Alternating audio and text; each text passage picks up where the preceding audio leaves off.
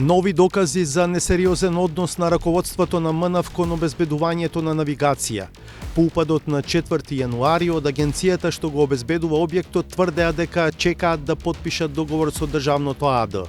Сега МНАВ објави договор на кој стои дека е потпишан на 29 декември, а на него е потписот на оние што на 5 јануари тврдеа дека се уште нема договор.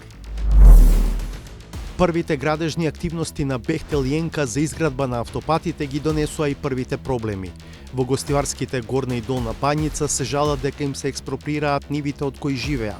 Со одземањето на земјиштето државата ништо не ни рекла, не ни гарантира никое работно место или било кај. Или треба да земаме куферчето да си одиме надвор од државата. Во Прилепско пак, Ова е локалитетот Црн камен, за кој многу експерти и истражувачи тврдат дека е од непроценливо значење како светско природно наследство.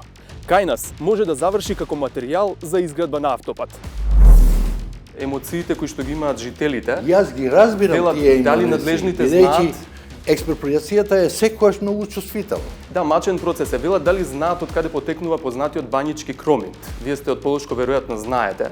Производ сите земјоделски знаеме кој што во цела Југославија бил познат и ден денеска се произведува токму од тие ниви. Значи, мене стварно ми е жал.